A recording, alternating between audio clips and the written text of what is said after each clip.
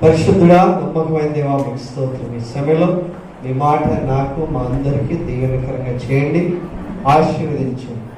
మీరు మాకు ఇచ్చిన ప్రతి శ్రేష్టమైన ఈవులన్నిటిని బట్టి వందనాలు.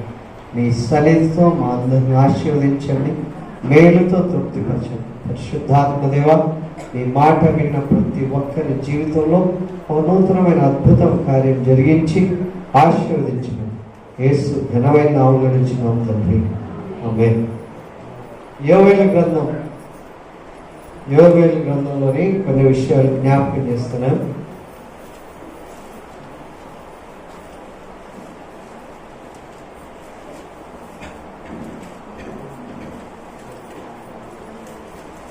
రెండవ అధ్యాయం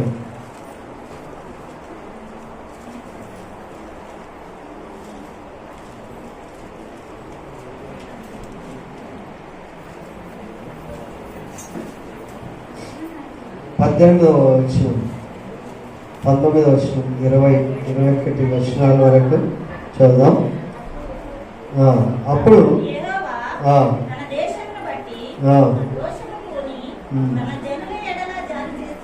హల్లెలూయా. ఈ ఒక వచనం మనకి ఏం చెప్తుందంటే పూర్వపు విషయం, రాబోయే విషయాన్ని గురించి జ్ఞాపకం చేస్తున్నారు. పూర్వపు విషయాలని గురించి జ్ఞాపకం చేస్తే పూర్తి బాధాకరమైనటువంటి విషయాలు ఇక్కడ మనకు కనబడతాయి. 1వ అధ్యాయంలో మనం చూస్తే 1వ అధ్యాయంలో ఇక్కడ ఏముందంటే 4వ వచనంలో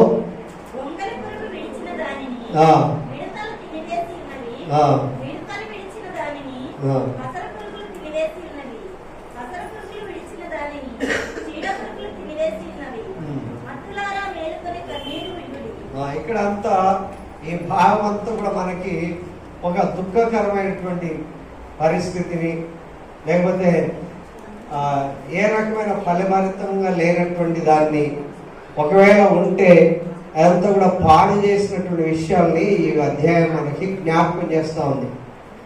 ఒక అంచెలంచెలుగా మొత్తం కూడా నాశనమైపోయినటువంటి పరిస్థితి మనకి ఇక్కడ కనబడతాం.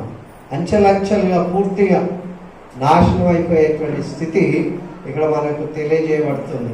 ఆ నాశనమైపోయే స్థితి ఏంటంటే గొంగళి పురుగులు విడిచిన దాన్ని మిడతలు తినివేసి ఉన్నవి, మిడతలు విడిచిన దాన్ని పసరు పురుగులు తినివేసి ఉన్నవి, పసరు పురుగులు విడిచిన దాన్ని చీడ పురుగులు తినివేసి ఉన్నవి అని ఏ రకమైన ఫలం అనేటువంటిది లేకుండా, అభివృద్ధి లేకుండా ఉన్నటువంటిది పూర్తిగా నాశనమైన పరిస్థితి ఇక్కడ కనబడుతుండగా దేవుని యొక్క కోపము, తర్వాత దేవుని యొక్క ప్రేమ ఇక్కడ మనకి జ్ఞాపకం చేయబడుతుంది.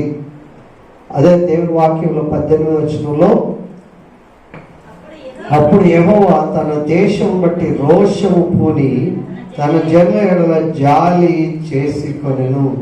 అనగా ఆ పరిస్థితిని బట్టి కోపం వచ్చి తన ప్రజలను బట్టి జాలి పడినటువంటి పరిస్థితి ఇక్కడ మనకి వచనం జ్ఞాపకం చేస్తుంది. ఈ జాలి ఎలాగంటే దీవెనలతో నింపినట్లు చూస్తున్నాం. మరియు యెహోవా తన జనులకు ఉత్తరం ఇచ్చి చెప్పినదేమనగా, దేవుని యొక్క ప్రజలకు జవాబిచ్చి చెప్పినటువంటి సంఘటన, వారి యొక్క దుఃఖము, ఏడుపు అన్నీ కూడా చూశారు. ఇప్పుడైనా మీరు ఉపవాసం నుండి కన్నీరు విడిచి మనఃపూర్వకంగా దుఃఖించాలని 2వ అధ్యాయం 12వ వచనం ఇక్కడ మనకు జ్ఞాపకం చేస్తుంది. ఎప్పుడైనాను ఉపవాసం ఉండి కన్నీరు విడిచు దుఃఖించు మనస్సు పూర్తిగా తిరిగి నా యొద్దకు రండి. హల్లెలూయా. కనుక దేవుని యొక్క సన్నిధిలో అనాలోచన కానీ, ఏదో ఆదివారం కదా వచ్చామని కానీ అట్లా కాకుండా, ఇలాగ ఒక విపత్తు వెనుక ఒకటి, ఒక బాధ వెనుక ఇంకోటి, ఇంకొక బాధ వెనుక ఇంకోటి, ఒక్కొక్క సమయంలో దెబ్బ పైన దెబ్బ పడుతున్నట్లుగా అనిపిస్తున్న పరిస్థితిలో దేవుని సన్నిధికి రావాలి. ఎలా రావాలి అంటే, మామూలుగా వచ్చే పరిస్థితి వేరు, అన్నీ ఉన్నప్పుడు వచ్చే పరిస్థితి వేరు, ఏమీ లేకుండా ఉన్నటువంటి పరిస్థితి వేరు. అప్పుడు ఏమీ లేనప్పుడు ఉపవాసం ఉంటారు, కన్నీరు విడుస్తారు, పూర్తిగా దేవుడే ఆధారం అనుకొని దేవుడిని ప్రార్థన చేసేటువంటి పరిస్థితి ఇక్కడ మనం చూస్తా ఉన్నాం. హల్లెలూయా. దేవుడిని ప్రార్థన చేసినప్పుడు దేవుడు పశ్చాత్తాపుడయ్యాడు. దేవుడు పశ్చాత్తాపుడై చేయనైనటువంటి ఆ యొక్క బాధ కలిగించే విషయాలు చేయక ఆయన మనసు తిప్పుకొని మన కొరకు అద్భుతం చేస్తాడు. కనుక 18వ వచనం నుంచి కింది భాగంలో 20వ వచనం మనకి ఏం చెప్తుందంటే, మరియు ఉత్తర దిక్కు నుండి వచ్చిన వాటిని మీకు దూరముగా పారద్రోలి ఎండిపోయిన నిష్ఫల భూమిలోనికి వాటిని తోలివేతును. అవి గొప్ప కార్యములు చేసిన గనుక వాటి మొదటి భాగమును తూర్పు సముద్రంలోనికి, వెనుకటి భాగమును పడమటి సముద్రంలోనికి పడగొట్టుదును. నాలుగు దేశాల గురించి చెప్తున్నటువంటి సంఘటన 19వ వచనం ఏం చెప్తుందంటే, మరియు యెహోవా తన జనులకు ఉత్తరం ఇచ్చి చెప్పినదేమనగా, ఇకను అన్య జనులలో మిమ్మును అవమానాస్పదముగా చేయక మీరు తృప్తి నొందినంతగా నేను ధాన్యమును, క్రొత్త ద్రాక్షారసమును, తైలమును మీకు పంపించదను. హల్లెలూయా. దేవుని వాక్యం మనకు జ్ఞాపకం చేస్తుంది, అన్య జనులలో దేవుని ప్రజలు అవమానం పొందకుండా ఉండాలి. హల్లెలూయా. ఇది ఒక ఛాలెంజ్గా తీసుకోవాలి. అన్య జనులలో దేవుడు లేదనుకుని చెప్పుకునేటువంటి ప్రజలలో దేవుని ప్రజలైన మనము ఏ విషయంలో కూడా అవమానం పొందాల్సిన పని లేదు. అవమానం పొందకుండా ఉండాలి. మొదట చెప్తా ఉన్నారు, ప్రధానమంత్రిగా చేశారు ఎస్సీ వాళ్ళు. తర్వాత అంటే తక్కువ జాతి కలిగినటువంటి వ్యక్తులైనా సరే, గొప్ప వ్యక్తులు గొప్ప స్థానాల్లో ఉండే భాగ్యం, ఐఏఎస్ ఐపీఎస్లు, దళితులు అనుకునే వాళ్ళు కూడా గొప్ప స్థానంలో ఉండేటువంటి విషయాలు దేవుడు లోకంలో జరిగిస్తూ ఉన్నాడు. ప్రతి ఒక్కరికి కూడా మనం బలహీనం కాదు, దేవుడు మన పక్షం ఉన్నాడు అని బాగా అర్థం చేసుకోవాలి. ప్రతి ఒక్కరిలో ఒక చలనం రావాలి, ఒక చురుకుదనం అనేటువంటిది రావాలి. యవన బిడ్డలు అందరూ బాగా చదువుతున్నారు. బాగా చదివేవాడితో ఉంటే మనకు కూడా బాగా చదవాలనిపిస్తుంది. బాగా ఆడేవాడితో ఉంటే మనకు కూడా బాగా ఆడాలనిపిస్తుంది. బాగా తిరిగేవాడితో ఉంటే బాగా తిరగాలనిపిస్తుంది కదా. వాడు నిద్ర లేకుండా తిరుగుతుంటాడు తిరిగేవాడు. చదివేవాడు ఏం చేస్తాడంటే ఇల్లు వదలక చదువుతూ ఉంటాడు. ఆడేవాడు ఏం చేస్తూ ఉంటాడంటే ఏదో రకంగా ఆడాలి, గెలవాలి, ఏదో రకంగా మనం పేరు తెచ్చుకోవాలి. అయితే దేవుని ప్రజల గురించి దేవుడు చెప్తున్నటువంటి మాట ఏంటంటే, అన్య జనులలో మిమ్మును అవమానముగా చేయక మీరు తృప్తి పొందునంతగా నేను ద్రాక్ష ధాన్యమును, కొత్త ద్రాక్షారసమును, తైలమును మీకు పంపించెదను. అన్య జనులలో మనందరికి కూడా ఒక రకమైనటువంటి పౌరుషం కలిగేటువంటి విధానంలో దేవుడు చెప్తున్నాడు. చాలా మంది స్త్రీలు నాకేం పని రాదు, చదువు రాదు, ఇక ఇంట్లోనే మా ఆయన ఏం చెప్తే అది కూర్చోంటే కూర్చోవాలి, లేవాలంటే లేవాలి. కొంతమందికి దేవుడు చేతి పనులు ఇస్తాడు, కొంతమందికి వ్యాపారం చేసేటువంటి పనులు ఇస్తాడు. కొంతమంది ఏమి చెప్పకపోయినా వారి మాట చాలా శ్రేష్టంగా ఉంటుంది. మాట సహాయం దేవుడు మీకు ఇచ్చినటువంటి ప్రతిదీ కూడా దేవుడు నాకు ఇచ్చాడు. వాక్చాతుర్యం ఇస్తాడు, పనిలో నైపుణ్యత ఇస్తాడు, సామర్థ్యాన్ని ఇస్తాడు. అయితే మనలో ఒక రకమైనటువంటి ధైర్యం కలగాలి. నేను అన్ని జనులలో అవమానం పొందకుండా ఉండాలి. అవమానం పొందకుండా ఉండాలి అంటే మన దగ్గర లేదంటూ ఉండకూడదు. అన్నీ సకలం కలిగి ఉండాలి, జ్ఞానం కలిగి ఉండాలి, ఆరోగ్యం కలిగి ఉండాలి, ఐశ్వర్యం కలిగి ఉండాలి. అన్నీ కూడా కలిగి ఉన్నప్పుడు మనం తృప్తి పొందేటట్లుగా దేవుడు చేస్తాడు. ఏమేమి ఇస్తాడంట చదివాం కదా, ధాన్యంలో సమృద్ధి కలిగి ఉండాలి. అంటే బాగా పైరు పంటల్లో ఆరితేరిన వ్యక్తులు ఉంటే ధాన్యం, తర్వాత ద్రాక్షారసం, తైలం, నూనె మీకు పంపించేదను. దేవుడు అనుగ్రహిస్తాడు. హల్లెలూయా. ఈరోజు ఏదో కోతకాల పండుగని మనం ఎట్లా చేసుకోవడం కాదు. వాక్యం ఎలాగుందో నా కుటుంబం అలా దీవించబడాలి. నా కుటుంబం గత కాలంలో ఇట్లా పసరు పురుగులు తీసుకుని గొంగలి పురుగులు ఇట్లా అయిపోయి మొత్తం ఫలభరితమైన చెట్టుగా ఉన్నది మోడైపోయినట్లుగా ఉంటే, ఈ సంవత్సరం దేవా నా జీవితంలో ఇలాంటి చిగురింపు అనేది ఉండాలి, సమృద్ధి అనేది ఉండాలి, ఆరోగ్యం అనేది ఉండాలి, ఐశ్వర్యం అనేటువంటిది ఉండాలి, ఇవన్నీ కూడా మీరు కలగజేస్తారని చెప్పారు. హల్లెలూయా. పెట్రోల్ రేట్ మండిపోతుందని చెప్పి తిరగకుండా ఉంటున్నారా? తిరుగుతున్నారు కదా. అయితే దేవుడు ఏదో రకంగా సమకూర్పు అనేది మనకు చేస్తాడు. కానీ మనం ఎలాగ ఉన్నాము అంటే, నాకేం అక్కర్లేదు, మా ఆయన ఎంత చేస్తే అంతలో నేను సర్దుకుంటాను. అభివృద్ధి చేయాలి, దీవించబడాలి, ఆశీర్వదింపబడాలి. మనలో ఉపవాసం ఉండి కన్నీరు గార్చి మనపూర్వకంగా ఆయన దగ్గరికి తిరిగినప్పుడు, ఆయన దగ్గరికి తిరిగితే మనస్ఫూర్తిగా దేవుడి వైపు తిరగాలి. ఒకరు కొత్త చెప్పులు వేసుకొని వస్తారు, బయట వదులుతారు, అవి ఉన్నాయా లేదా? మనస్ఫూర్తిగా ఉండదు కనుక సామెతలు చాలా ఉంటాయి. అలాంటి సామెతలకు సందర్భ సహితంగా వాడినారు. అయితే కొత్త చెప్పులు 1000 రూపాయలు పెట్టి కొనుక్కొచ్చారు, ఇక్కడ కూర్చున్నారు, ఎవరో లేచిపోయాడు, చెప్పులు పోతే అనవసరంగా చర్చికి పోయినారు అనుకుంటారు. అలా కాకుండా పూర్తి నిండు మనస్సుతో దేవుని ఆరాధించాలి. ఎలాగ ఆరాధించాలంటే 12 ఇప్పుడైతే మీరు ఉపవాసం ఉండి కన్నీరు విడుచు దుఃఖించు బాధాపూర్వకంగా తిరిగి నా యొద్దకు రండి. ఇదే యెహోవా మీ దేవుడైన యెహోవా కరుణావాత్సల్యుడును శాంతమూర్తియు అత్యంత కృపగలవాడై ఉండి తాను చేయనుద్దేశించిన కీడు చేయక పశ్చాత్తాపపడును గనుక మీ వస్త్రములను కాక మీ హృదయములను చింపుకొని ఆయన తట్టు తిరుగుడి. హల్లెలూయా. వస్త్రాలు చింపుకున్నంత ఏడుపు ఆ రోజుల్లో ఏడ్చారు.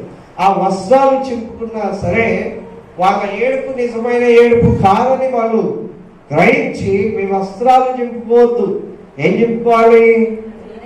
మీ హృదయం చింపుకొని ఏడవాలి. దేవుడి దగ్గరికి రావాలంటే మీ హృదయపూర్వకంగా ఆయన దగ్గరికి తిరిగి రావాలి. అప్పుడు ఆయనకి రోషం వస్తుంది, తర్వాత ప్రేమ కూడా కలుగుతుంది అని 18వ వచనం మనకు జ్ఞాపకం చేస్తున్నది. కనుక దేవుని వాక్యం ఇక్కడ మనకు జ్ఞాపకం చేస్తున్న మాట కింది భాగంలో 20వ వచనంలో 22లో ఏమంటే, దేశమా భయపడక సంతోషించి గంతులు వేయము, యెహోవా గొప్ప కార్యములు చేశాను. హల్లెలూయా. దేవుడు గొప్ప కార్యం దేశమంతటి కొరకు కూడా వాగ్దానం. మీ ఇంటికే కాదు, సంఘానికే కాదు, మన దేశమంతటికి కూడా వాగ్దానం. దేశమా భయపడక సంతోషించి గంతులు వేయము, ఉత్సాహంతో. దేవుడు నన్ను దీవించాడని ఉత్సాహంతో, దేవుడు నన్ను ఆశీర్వదించాడని ఉత్సాహంతో, ఆరోగ్యంతో ఇచ్చాడని ఉత్సాహంతో గంతులు వేసేటువంటి పరిస్థితి. ఏడుపు నుండి, శోధనలో నుండి, వేదనలో నుండి, కన్నీరు నుండి, రోగముల నుండి మనల్ని భయపెడుతూనే ఉన్నారు. కరోనా వస్తుంది, 1 వచ్చింది, 2 వచ్చాయి, ఇక 3వది వస్తుందని చెప్పి ఇంకా భయపెడుతూనే ఉన్నారు. అయితే ప్రజలు, దేవుడి ప్రజలు ఏం చేయాలి? కన్నీరు నుండి వాళ్ళు ఉపవాసం ఉండాలి. ఈ సమస్యల నుండి, రోగం నుండి, బాధ నుండి, ఈ వేదన నుండి, ఈ యొక్క కరువుల నుండి మమ్మల్ని తప్పించు ప్రభు అని చెప్పి దేవుని సముఖంలో మనం ప్రభువును వేడుకోవాలి. అలాంటప్పుడు దేవుడు దేశమంతటి కొరకు, మీ ఇంటి కొరకు కూడా, నా ఇంటి కొరకు, మన సంఘమంతటి కొరకు క్షేమాన్ని కలిగజేస్తాడు. అన్నిటినీ దేవుడు ఇస్తాడు అనేటువంటి మాట ఇక్కడ చెప్తున్నాడు. ధాన్యం ఇస్తాడు, తైలం ఇస్తాడు, ద్రాక్షారం ఇస్తాడు. 22వ వచనంలో పశువులాగా భయపడక గడ్డి బిళ్ళలో పచ్చిగా మొలుచును, చెట్లు ఫలించును, అంజూరపు చెట్లును ద్రాక్ష చెట్లను ఎలా ఫలిస్తాయంట? ఎలాగా? గడే చెప్పారు అందరూ. సమృద్ధిగా, అబాండెంట్ బ్లెస్సింగ్, సమృద్ధి. సమృద్ధిగా నీ కుటుంబంలో సమృద్ధి, నీ జ్ఞానం కావాలి సమృద్ధి, ఆరోగ్యం కావాలి సమృద్ధి, సమృద్ధిగా ఫలించేటువంటి వ్యక్తులుగా దేవుడు చేస్తాడు. హల్లెలూయా. సమృద్ధి ఇస్తాడు. నీ దుఃఖం అంతటిని తొలగిస్తాడు, నీ వేదన తొలగిస్తాడు, నీ బాధ తొలగిస్తాడు, నీ శోధన తొలగిస్తాడు, నీ రోగం తొలగిస్తాడు. పచ్చడి చెట్టు ఏమీ లేకుండా ఫలభరితమైనటువంటి జీవితం నుండి అధోగతి జీవితంలో వస్తే దేవుడు అద్భుతంగా దీవిస్తారు అని వాగ్దానం చేస్తున్నాడు. హల్లెలూయా. 20 సియోను జనులారా ఉత్సహించి మీ దేవుడైన యెహోవా యందు సంతోషించుడి. ఈ నీతిని బట్టి తొలకరి వర్షమును మీకు అనుగ్రహించును. వర్షం ఎవరివ్వాలి? తొలకరి వర్షం ఎవరివ్వాలంట? దేవుడే ఇస్తాడు. కడవరి వర్షం కూడా, వర్షం రమ్మని చెప్తే దేవుడే ఇస్తాడు వర్షం. వర్షం ఎవరైనా పుట్టించగలరా? చెట్లను ఎవరైనా పుట్టించగలరా? ఎరువులు వేయగలరా? కానీ చెట్లను ఎవరు పుట్టిస్తారు? అన్నీ సమస్తం ఇవ్వగలరు. కనుక ఆయన మీ కొరకు అద్భుతం చేస్తాడు. హల్లెలూయా. నమ్మిన వాళ్ళంతా దేవునికి స్తోత్రం చెప్పండి. హల్లెలూయా.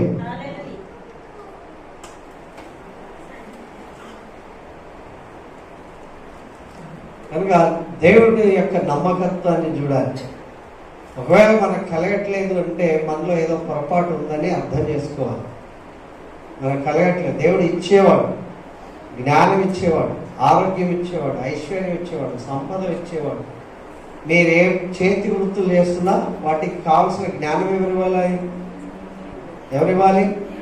దేవుడే ఇవ్వాలి.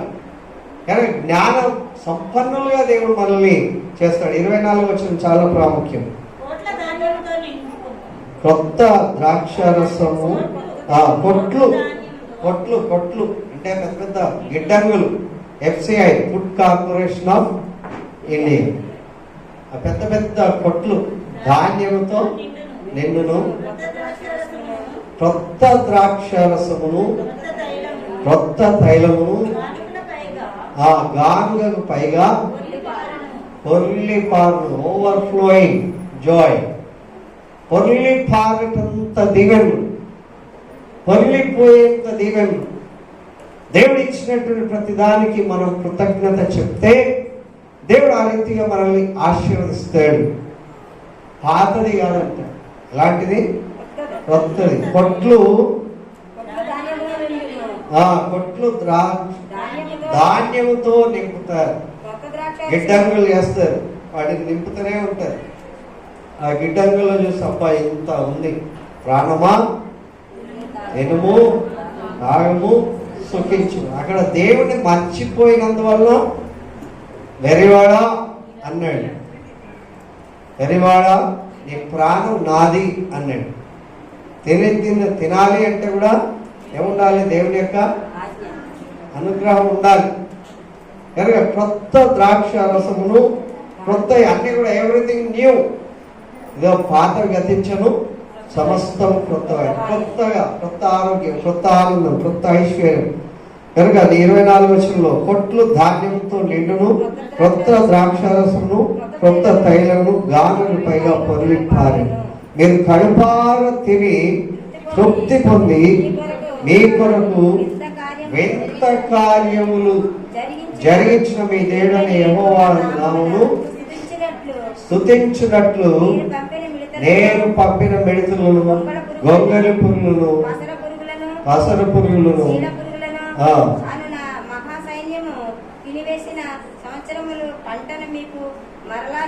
What ever you lost you are going to gain. మీరు ఏవైతే పోగొట్టుకున్నారో అదంతా కూడా మరలా నేను ఇస్తాను.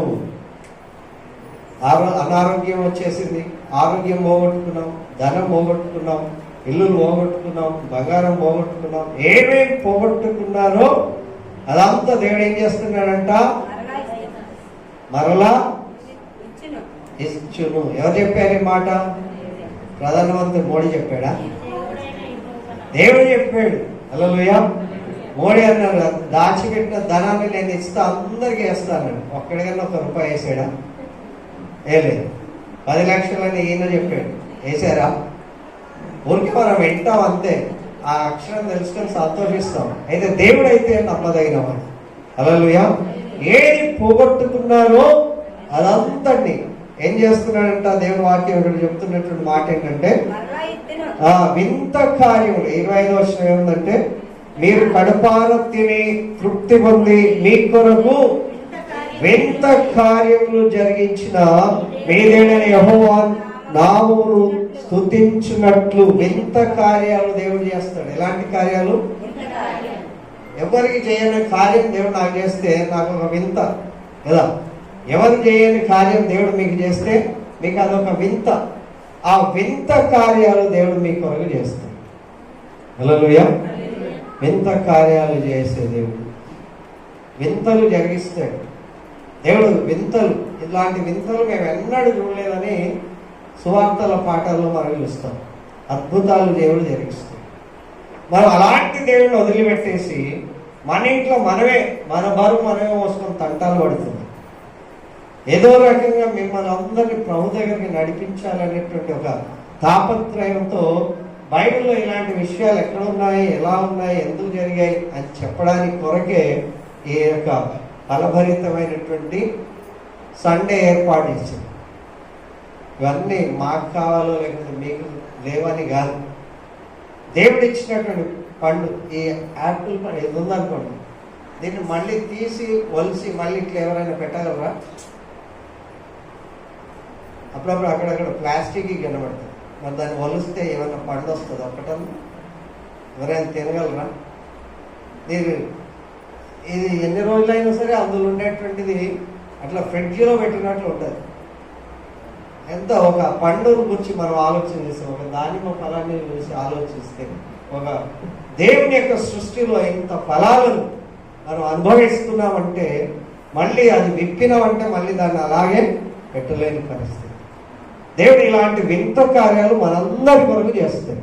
హల్లెలూయా. నీ జీవితంలో దేవుడు వింత కార్యాలు చేయడానికి ఇష్టపడుతున్నాడు.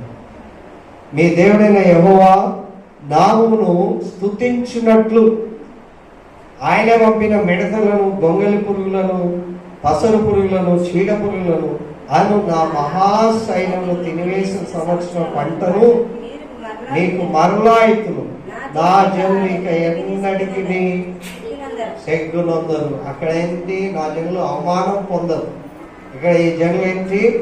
సిగ్గు పొందరు. హల్లెలూయా. యేసు ప్రభు సజీవుడైన దేవుడు ఇలా ఇలా ఇలా ఇలా జరుగుతుంది ఏంటి అనేటువంటి సిగ్గు పొందరు, అవమానం పొందరు, నిందలు పొందరు. దేవునికి మన హృదయపూర్వకంగా సమర్పణ చేస్తే, కొద్దిమందే విన్నారు. పోయినసారి నేనేం చెప్పాను ఆ మాటలు అందరూ ఆర్టిఫిషియల్గా తెచ్చేస్తే అయిపోతుందిలే అనుకున్నారు. కార్యం సులువుగా చేశారు. కష్టపడకుండా పైసలు ఇస్తే ఇది వస్తుంది. నేనేం చెప్పానంటే కష్టపడాలి, ఏదో ఒకటి చేయాలి. కష్టపడితే దాని ఫలితం వేరుగానే ఉంటుంది. ఇది ఒక్క పండుగ మీరు కొన్నారు కానీ పుట్టించారా? ఒక పండుగ పుట్టించారు. కష్టపడి చేయాలి. మా ఎవరెంట్ తెచ్చింది ఇక్కడ ఏంటి ఏమంటారు, ఇది శాండ్విచ్. వాళ్ళు కష్టపడి ఏదో చేశారు. ఇక్కడ కూడా లడ్డూలు కనబడుతుంది. కష్టపడి ఏదో ఒకటి చేశారు. మనం దేవుని ప్రేమిస్తే, దేవుని ప్రజలను ప్రేమిస్తే నా రుచులు అందరికీ ఆస్వాదించుకోవాలి, నేను నా ఐటమ్ ఇది ప్రత్యేకంగా ఉండాలి అనే భావం కలిగి ఉన్నాను. ఈ పనులు కావాలంటే నేను అన్ని బండి మీద ఒక బండి కొంటే అన్నీ వచ్చేస్తాను కదా. ఇది కాదు పద్ధతి. ఇది ఏదో పోయినసారి కానిచ్చాము, పోయినసారి కానిచ్చాము, ఒకసారి కానిస్తే ప్రతిసారి అట్లా కాదు. మన మెచ్యూరిటీ పెరగాలి, మన మైండ్ దృక్పథం పెరగాలి. నీవు ప్రేమించుకోవాలి, నీ సంఘాన్ని ప్రేమించాలి, నీ సంఘంలో ఉన్న ప్రతి ఒక్క సభ్యుడు ఒక క్రొత్తది ఏదో ఒక టేస్ట్ రుచి చూడాలి. నేనుండే రుచి చూడాలి. హల్లెలూయా. నేనుండే టేస్ట్ పచ్చడైనా సరే మంచి కాస్ట్లీది పెట్టమని అట్లే మీరు ఏదైతే ప్రిపేర్ చేశారో అది మీకు ఎంత తృప్తినిస్తుందో దేవుని వాక్యం ఇక్కడ జ్ఞాపకం చేస్తుంది ప్రియులారా. హల్లెలూయా. దేవుడు దీవించాలి. మనం ఎలా దీవించాలి? సమృద్ధిగా దీవించాలి. ఎలా దీవించాలి? మనం సిగ్గుపడకుండాటట్లు దీవించాలి. మనం ఎప్పుడు కూడా అవమానం పొందకుండా ఉండేటట్లు దేవుడు మనల్ని దీవించాలి. హల్లెలూయా. త్వరగా చూద్దాం. ఇంకా ఇది రెండవ రాజుల గ్రంథం 4వ అధ్యాయం 42 నుంచి 44.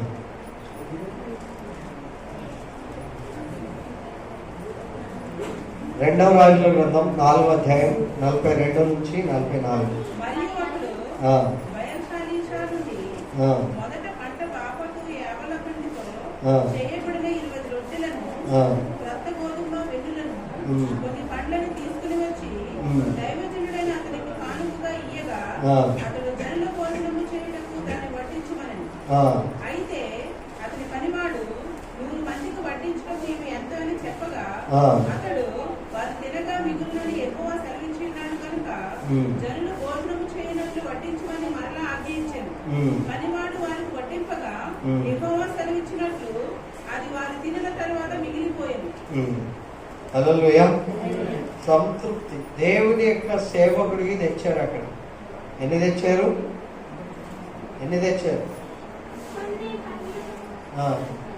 ఇంకా పై చదవండి, మళ్ళీ చదవం. ఎన్ని రొట్టెలు? 20 రొట్టెలు. ఇంకేమి తెచ్చారు?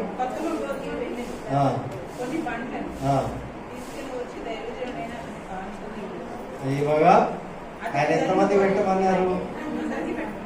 ఎంతమంది అక్కడ? 100 మంది. అంటే ఎంతమంది? 100 మెంబర్. ఎన్ని రొట్టెలు అక్కడ? 20 రొట్టెలే. కొంచెం పిండి, కొన్ని పళ్ళు దేవుని సేవకుడికి తెచ్చిస్తే 100 మందికి పెడితే 100 మందికి పెట్టమంటే అక్కడ ఉన్నటువంటి వ్యక్తి ఏమన్నాడంటే ఇవి ఏం సరిపోతాయి అన్నాడు. వడ్డించిన తర్వాత తిని తృప్తి పొంది మిగిలిన అని దేవుని వాక్యం చెప్తుంది. అంటే మీరు తెచ్చిన ప్రతిది కూడా సమృద్ధి, 100 మందికైనా సరే సమృద్ధినిచ్చేవిగా ఉండాలి. హల్లెలూయా. మరి 100 మందికి ఏం సరిపోతాయని మనం కూడా అంటాం. 20 రొట్టెలు 100 మందికి ఏం సరిపోతాయి? ఈ రొట్టెలు పెట్టుకోవడానికి పళ్ళు పెడతాం, ఏం సరిపోతాయి? అంటే కూడా దేవుని యొక్క మందిరానికి దేవుని సేవకుడు గారు తెచ్చిన వాడికి అవి ఇచ్చినటువంటి పరిస్థితిలో దేవుడు వాటిని సమృద్ధిగా దీవించాడు. హల్లెలూయా. ఎలా దీవిస్తాడు? సమృద్ధి. న్యూ టెస్ట్మెంట్కి వచ్చేసరికి యేసు ప్రభు కూడా 5 రొట్టెలు 2 చేపలు 5,000 మందికి దీవెన. మనం తెచ్చి ఇవ్వడం వలన ముఖ్యం కాదు, కానీ దేవుడు హృదయంతో ఇస్తున్నామో దాన్ని బట్టి దేవుడు ఆశీర్వదిస్తాడు. హల్లెలూయా. ఆశీర్వదించేటువంటి విధానంలో మనం తీసుకురావాలి. ఆశీర్వదించడానికి దేవుడు సమృద్ధి ఇస్తాడు. ద్వితీయోపదేశకాండం 26వ అధ్యాయం. ద్వితీయోపదేశకాండం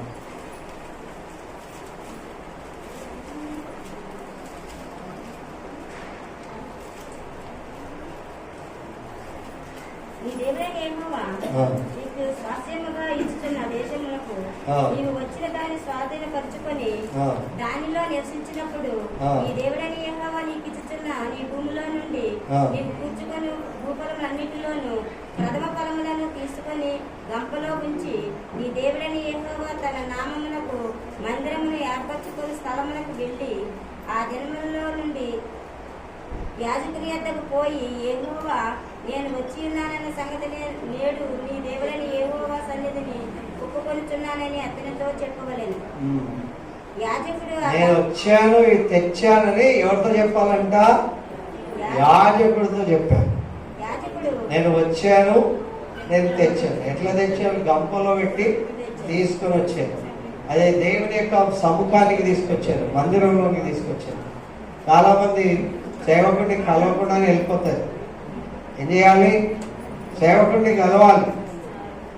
ఇక ఆరాధన అయిపోయింది కదా, ఆమె నన్ను అంటున్నారని అవతల కాలు పెట్టేస్తుంది.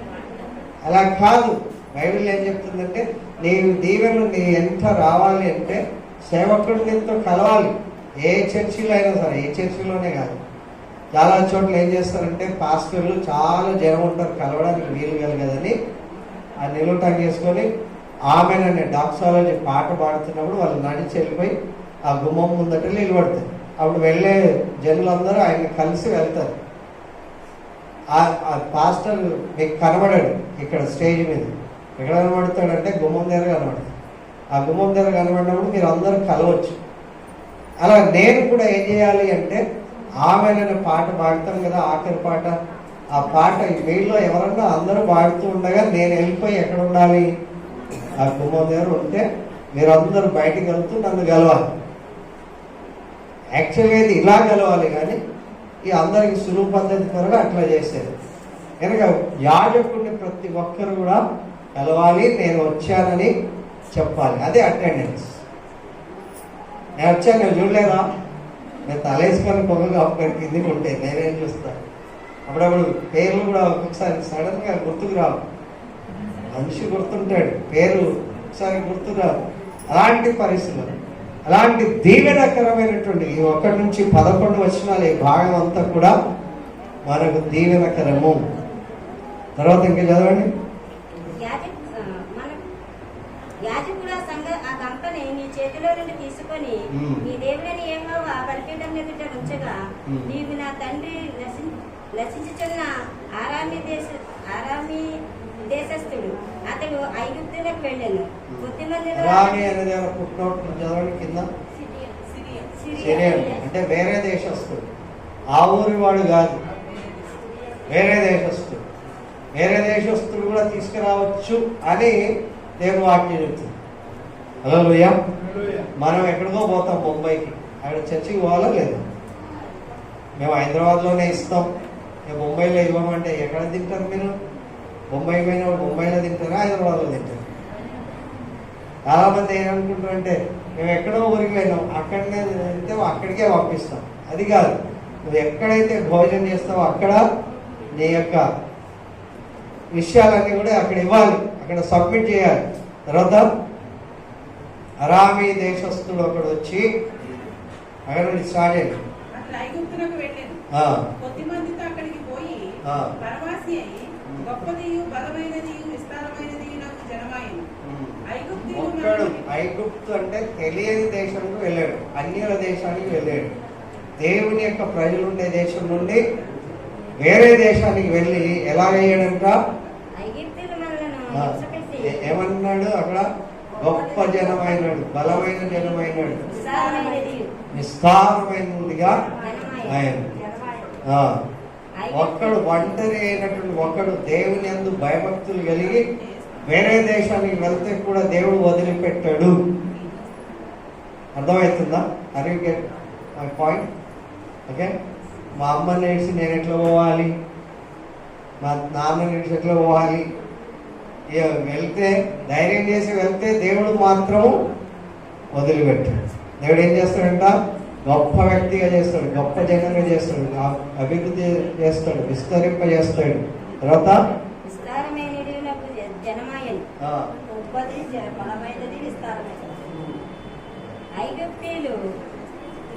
గొప్పది, బలమైనది, విస్తారమైనది. ఒక్క వ్యక్తిని దేవుడు 4 దిశల వ్యాప్తి చెందిస్తాడు. తర్వాత మనలను హింసపెట్టి మనలను బాధపరిచి మన మీద కఠిన దాస్యమును మోపగా మనము మన పితరుల దేవుడని యెహోవాకు మొరపెట్టినప్పుడు యెహోవా మన మొరను విని మన బాధ ప్రయాసమును మనకు కలిగిన హింసను చూచెను. అప్పుడు ఎవ్వరు ఏ రకమైన బాధ పెట్టినా ఆ బాధలన్నీ చూసే దేవుడు ఒక మాటలో జ్ఞాపకం చేస్తాడు. ఏ రకమైన బాధలైనా సరే, చాలాసార్లు దేవుడు నా బాధ చూస్తలేడు అంటారు, నా రోగం చూస్తలేడు అంటారు, నన్ను ఎవ్వరు పట్టించుకోవట్లేదు, దేవుడు కూడా పట్టించుకోవట్లేదు అంటారు.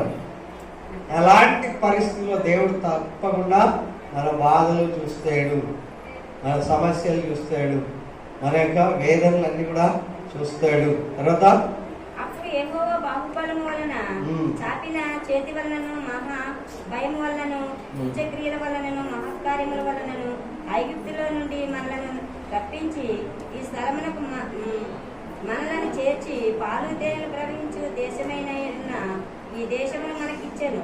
హల్లెలూయా. ఇది దేవుడు చేసేటువంటి పని. ఓకే, నేను చెప్పొచ్చే సారాంశం ఏంటంటే, మనం దేవుడి కొరకు నమ్మకంగా ఏది చేసినా దేవుడు తన ఫలితాన్ని ఖచ్చితంగా మనందరికీ దయచేస్తాడు. ఏమి చేసినా, వాట్ ఎవర్ యు డూ, మీ మనస్ఫూర్తిగా దేవుడి కొరకు ఏమి చేసినా సరే అవన్నీ కూడా దేవుడు మన కొరకు వెయ్యంతల దీవెనలుగా మార్చి వింతలు చేస్తాడు. ఏం చేస్తాడు అంటే చెప్పాలి, ఏం చేస్తాడు? ఆశ్చర్యకార్యాలు కాదు, వింతలు ఎక్కడ జరగనటువంటి మన ఇంట్లో జరుగుతాయి, ఎక్కడ చేయనటువంటి మన ఇంట్లో జరుగుతాయి, ఎక్కడ లేనటువంటి మన సంఘంలో జరుగుతాయి. అలాంటి వింతలు జరగాలి అంటే మనం దేవుడిని హృదయపూర్వకంగా కొలవాలి. మీరు ఏవైతే పోగొట్టుకున్నారో అవి తిరిగి దేవుడు సంతృప్తిని ఇస్తాడు. హల్లెలూయా. దేవుడు అప్పటి వరకు ఆమె దగ్గర 10 వెండి నాణ్యాలు ఉన్నాయని ఎవరికి తెలియదు. ఒకటి పోయింది. ఒకటి పోతే ఏం చేసింది ఆమె? వెతికడమే కాదు, ఏం చేసింది? ఇల్లంతా ఎన్ని రోజులైందో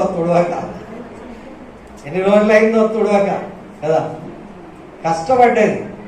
ఏం చేసింది? అక్కడ నాణం పోయింది, దొరికే వరకు వెతకడమే కాదు, వెతకడం అంటే పైపై, తుడవడం అంటే తలుపు మూలలు, కిటికీలు, ఏవైతే మూలలు ఉన్నాయో, ఏదైతే కిచెన్లు ఉన్నాయో, ఏవైతే అక్కడ ఉన్నాయో, ఏవైతే జాలీలు ఉన్నాయో, ఏవైతే ఉన్నాయో అవన్నీ ఆ రోజు ఇల్లు సాఫ్ అయింది.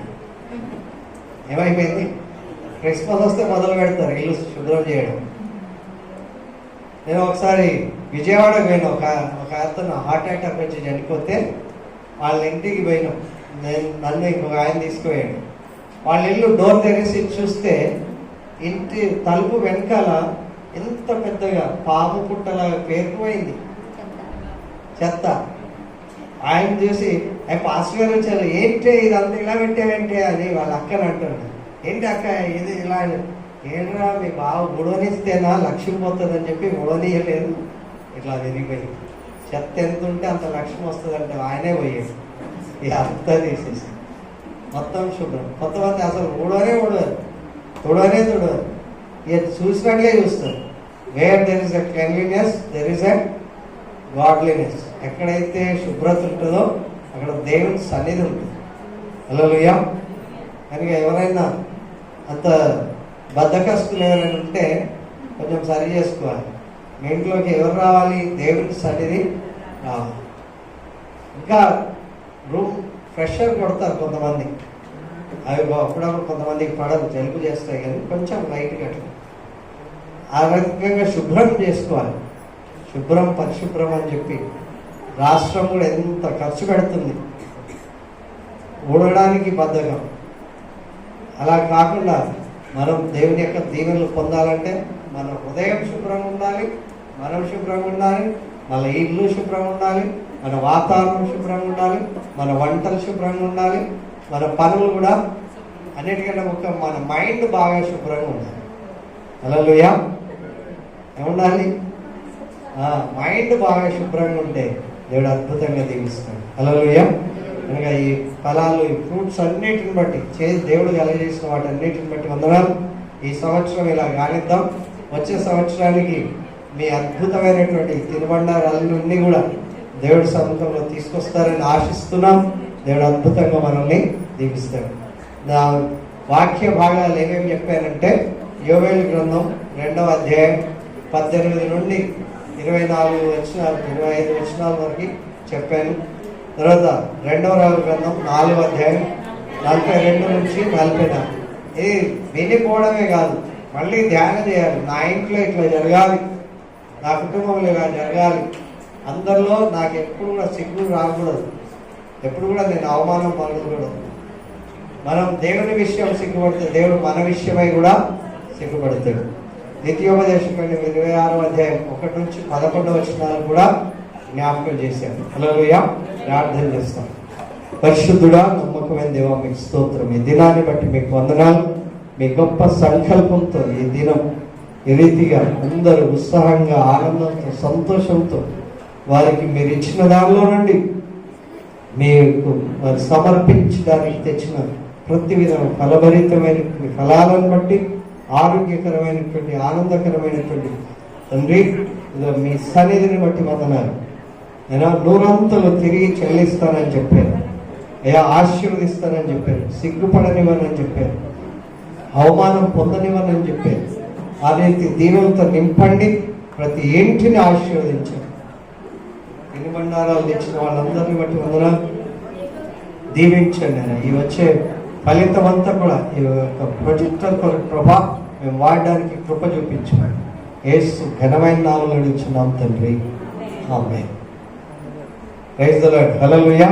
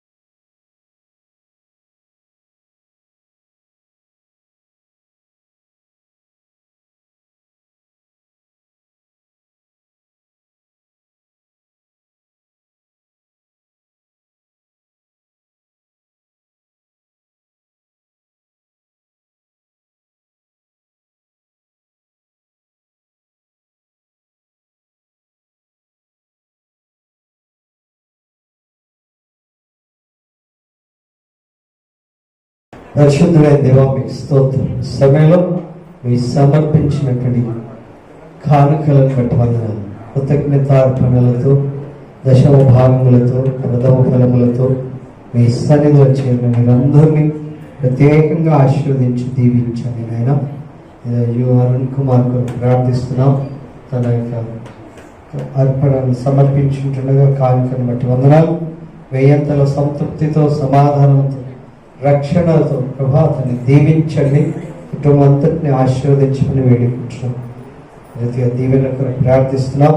మీరు తనకిచ్చిన దానిలో నుండి కృతజ్ఞతార్పణ సమర్పించుంటుండగా ఆశీర్వదించండి నేను. వేయంతల సంతృప్తి బిడ్డకు ప్రసాదించమని వేడుకుంటున్నాం నేను.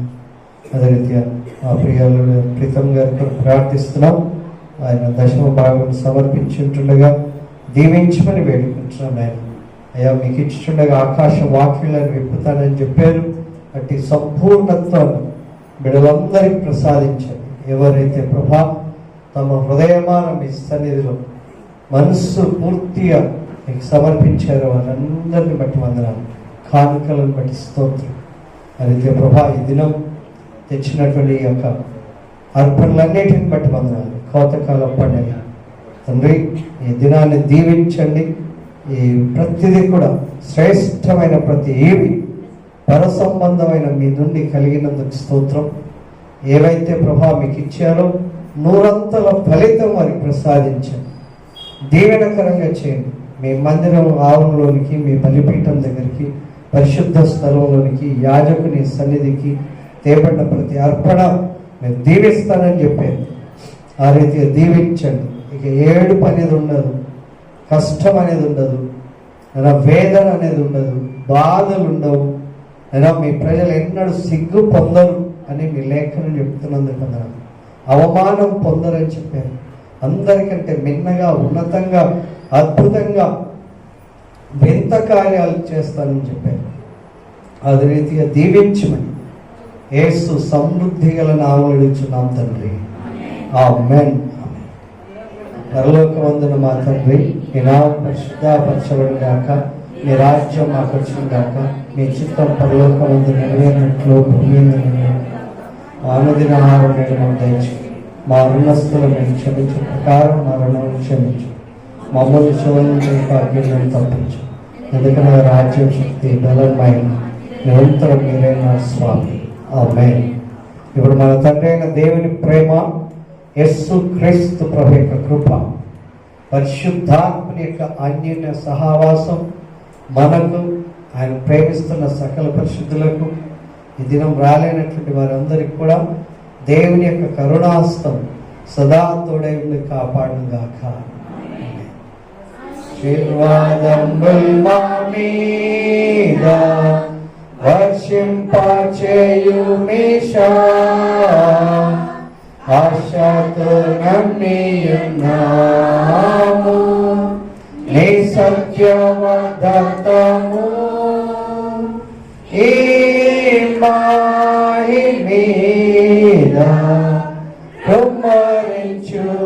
దేవా కమ్మర ప్రేమ వర్షముల్ కుమ్మరించుము దేవా. ఆమేన్. Praise the Lord. అందరూ అలాగే కూర్చోండి.